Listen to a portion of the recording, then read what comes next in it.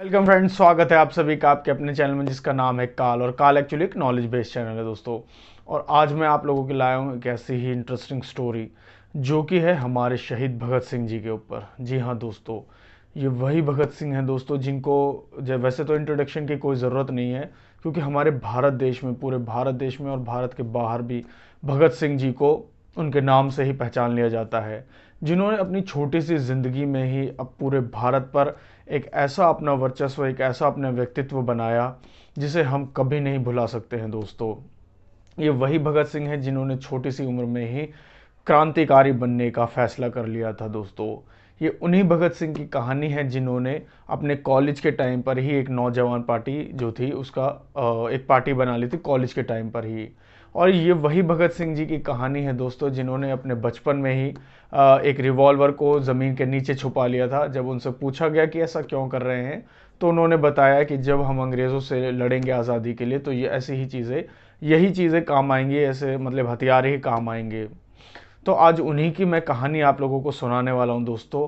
और ये जब की कहानी मैं आपको बताऊंगा जब अंग्रेज़ों द्वारा उनको फांसी दे दी गई थी, फांसी की सज़ा सुना दी गई थी, तो आखिरी बार जब उनकी माँ उनसे मिलने के लिए जेल में आई थी, तब की कहानी दोस्तों। उससे पहले मैं आपको बता देता हूँ, वैसे तो शायद आप लोगों ने सुना होगा, अगर नहीं तो मैं आपको बता देता हूँ कि उनको जो है लाला लाजपत राय जी जब आंदोलन कर रहे थे, तो उस वक्त पर साइमन कमीशन के खिलाफ वो आंदोलन कर रहे थे। और साइमन कमीशन के खिलाफ आंदोलन करते हुए जब लाहौर के स्टेशन पर जो था साइमन कमीशन पहुंचा, तो साइमन कमीशन द्वारा वहां पर जब नारे लग रहे थे तो लाठी चार्ज कर दी गई थी। और उन्हीं लाठी चार्ज में लाला लाजपत राय जी की मृत्यु हो गई थी। उनके सर पर लाठी से वार किया गया था। उनकी काफ़ी एज भी हो चुकी थी। अब लाला लाजपत राय जी को काफ़ी सारे नौजवान जो थे वो एडमायर करते थे, काफ़ी ज़्यादा मानते थे, और उन्हीं में से एक भगत सिंह जी भी थे। तो उनके मृत्यु का बहुत गहरा असर भगत सिंह जी पर पड़ा था। अब जब भगत सिंह जी पर उसका असर पड़ा तो उन्होंने अपने दोस्तों के साथ मिलकर, जिसमें चंद्रशेखर आज़ाद जी भी थे, उनके साथ मिलकर एक प्लान बनाया। और उस प्लान के तहत उन्होंने जो था कि सॉन्डर्स, उनको पता चला कि सॉन्डर्स वो शख्स था जिसने लाठीचार्ज का आदेश दिया था, तो उन्होंने सॉन्डर्स को मारने का प्लान बनाया। लेकिन जब वो प्लान बनाकर उसको मारने के लिए गए सॉन्डर्स को, तो सॉन्डर्स की जगह उन्होंने दूसरे पुलिस वालों को मार दिया और दो लोगों को मार दिया था वहाँ पर। लेकिन कोई भी पकड़ में नहीं आया, वो वहाँ से भाग गए, मतलब चले गए वहाँ से। तो उन्होंने पूछते, मतलब इससे ब्रिटिश हुकूमत जो थी वो बहुत ज़्यादा गुस्से में आ गई, और वो चारों तरफ बस यही पूछे जा रही थी कि हमें भगत सिंह, सुखदेव और राजगुरु का पता बता दो, भगत सिंह, सुखदेव और राजगुरु का पता बता दो, जो मांगोगे वो मिलेगा। लेकिन किसी ने भी कोई पता नहीं बताया। उसके बाद दिल्ली में असेंबली थी, और दिल्ली में असेंबली में आकर उन्होंने धुएं वाले जो थे बम फेंके थे, गोले फेंके थे, और वो वहाँ से भागे नहीं थे, वो वहीं खड़े रहे। उसके बाद उन्होंने खुद गिरफ्तार हुए वहाँ पर, और उन्होंने कहा था कि अंग्रेज़ जो है इनको प्यार से बात समझ में नहीं आती है, तो बहरों को सुनाने के लिए धमाका करना पड़ता है। जी हाँ दोस्तों, उसके बाद उनको गिरफ्तार कर लिया गया। अब गिरफ्तार होने के बाद उनको 24 मार्च 1931 को फांसी देने की सज़ा सुना दी गई। लेकिन उसके बाद जो था, भगत सिंह की गिरफ्तारी के बाद, हालांकि भगत सिंह जानते थे कि जब उनकी गिरफ्तारी होगी तो लोग जो हैं, क्रांति और जागेगी क्रांतिकारी लोगों में, और वो भारत को आज़ाद कराने के लिए और भी आगे बढ़ेंगे। इसीलिए उन्होंने अपने आप को जेल में बंद कराने का ये फैसला लिया था। और उनको फांसी दे दी गई, जैसे कि मैंने आपको बताया। उसके बाद उनको फांसी देने के लिए, मतलब इतनी लोगों में गुस्सा भड़क गया लोगों के अंदर, लोगों ने उस पूरी जेल को घेर लिया। और जेल को घेरने के बाद अंग्रेज़ों को भी ये समझ में आने लगा कि अगर हमने जल्दी कुछ नहीं किया तो फिर जो ये भीड़ है ये आउट ऑफ कंट्रोल हो जाएगी, अपने आप से बाहर हो जाएगी। हो सकता है जेल तोड़कर अंदर आ जाए और दीवारें तोड़ दे, और पूरा मतलब प्रशासन हिल जाएगा इस चीज़ से। तो उन्होंने जो है 23 मार्च 1931, एक दिन पहले ही उसकी रात को उनको फांसी दे दी थी, भगत सिंह जी, राजगुरु और सुखदेव जी को। लेकिन 2 मार्च को उनसे मिलने से सबको रोक दिया गया था, भगत सिंह जी से। 23 मार्च को फांसी दी गई थी, 24 मार्च का फैसला किया गया था, लेकिन 2 मार्च के बाद से किसी को भी मिलने नहीं दिया गया था भगत सिंह जी से। तो भगत सिंह जी से उनकी माँ जो हैं वो 2 तारीख को मिलने आई थी, 2 मार्च को। और जब 2 मार्च को वो मिलने आई तो उनके आंखों में अपने बेटे को देखकर एक वो भी था।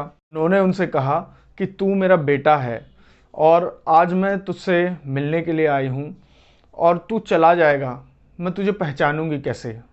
तो भगत सिंह जी ने कहा, बड़ा ही सुंदर उस उत्तर दिया उसका। भगत सिंह जी ने कहा कि तू माँ है, तू पहचान लेगी, मैं जानता हूँ, मुझे पूरा यकीन है इस बात पर। तो उन्होंने कहा कि ठीक है बेटा, मैं तुझसे वो शब्द सुनना चाहती हूँ जो आज पूरा हिंदुस्तान तेरे मुंह से सुनना चाहता है। जब भगत सिंह जी ने कहा था वो शब्द, इनकलाब जिंदाबाद, जी हाँ, ये शब्द सुनकर उनकी माँ ने उन्हें गले लगाया और वो वहाँ से चली गई। उसके बाद भगत सिंह जी से किसी को भी नहीं मिलने दिया गया दोबारा। और ये कई बार ये क्वेश्चंस भी पूछे जाते हैं गवर्नमेंट जॉब्स में कि जब भगत सिंह जी, एसएससी में भी पूछे जाते हैं कि भगत सिंह जी जब उनको फांसी के लिए ले जाया गया था तो फांसी के वक्त पर वो कौन सी किताब पढ़ रहे थे उस वक्त। तो वो रशियन जो क्रांतिकारी थे लेनिन, उनकी किताब पढ़ रहे थे। और जब वह पढ़ रहे, उनको फांसी के लिए ले जाने वाले थे, तो उसमें सिर्फ 4 पेजेस जो थे वो बाकी रह गए थे। तो जब अंग्रेज़ उनको लेने के लिए आए तो उन्होंने कहा कि मैं, अगर आपकी इजाज़त हो तो मैं 4 पन्ने पढ़ सकता हूँ, पर उन्होंने कहा नहीं, आप नहीं पढ़ सकते हैं। और वो उनको मतलब ऐसे ही लेकर चले गए थे। उसके बाद राजगुरु, सुखदेव जी और भगत सिंह जी तीनों ही उनको ले जाया गया और वो बड़े ही मतलब मुस्कुराते हुए और गाने गाते हुए क्रांतिकारी तरीके से फांसी के लिए चले गए। और जब ये बात जो है पूरे उस रात में ही लोगों का हुजूम जो था वो जेल की तरफ पहुंच चुका था और लोग, भीड़ जो है बेकाबू हो रही थी। अंग्रेज भी समझ चुके थे कि किसी भी वक्त कुछ भी हो सकता है। तो उन्होंने 23 मार्च की रात को ही फांसी चढ़ा दिया था। इसको ब्लैक डे भी इसीलिए कहा जाता है क्योंकि रात में सूर्यास्त के बाद कभी किसी को फांसी नहीं दी जाती है दोस्तों। दिन में या सुबह के टाइम फांसी दी जाती है, लेकिन उनको रात को फांसी दी गई थी, काला कानून।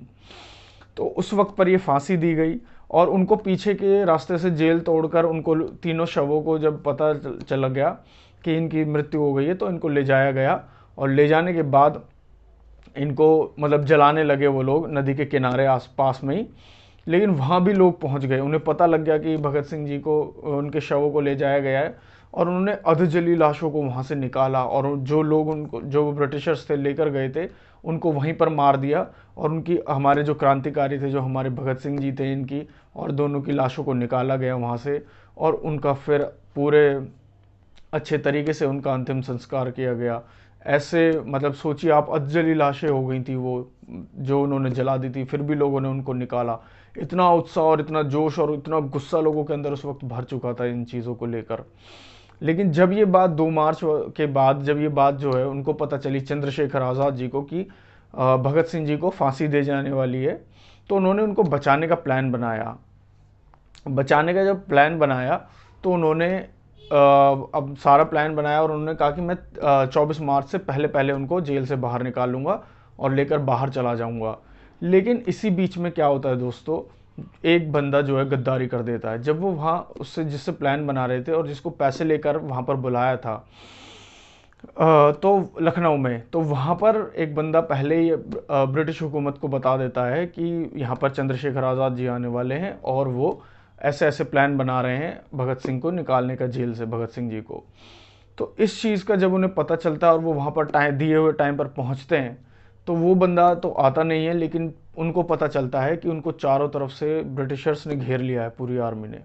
तो वो एक पेड़ के पीछे छुपे होते हैं दोस्तों, जिसमें वो 60 लोगों से 45 मिनट तक अकेले लड़ते हैं हमारे चंद्रशेखर आज़ाद जी, जी हाँ। और जिसमें से वो 26 लोगों को अकेले ही मार देते हैं।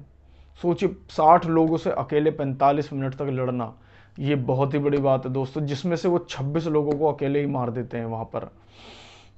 लेकिन कुछ समय बाद उनकी मृत्यु हो जाती है दोस्तों। इसमें यह था कि क्योंकि वह अकेले थे और कोई वहाँ पर था भी नहीं और उनके पास इतनी ज़्यादा गोली, बंदूक, मतलब हथियार भी नहीं थे, फिर भी उन्होंने इतने देर तक वहाँ पर लड़े, यही बहुत बड़ी बात थी। और हमारे भगत सिंह जी को उन्होंने आज़ाद कराने के लिए लड़ाई लड़ी थी। तो ये था दोस्तों वो कहानी, ये थी वो वाक़या जो उस वक्त हुआ था। तो अगर आज के लिए बस इतना ही। अगर वीडियो अच्छी लगी तो उसको लाइक कीजिएगा, चैनल को सब्सक्राइब कीजिएगा और वीडियो को ज़्यादा से ज़्यादा लोगों के साथ शेयर कीजिएगा दोस्तों। जय हिंद।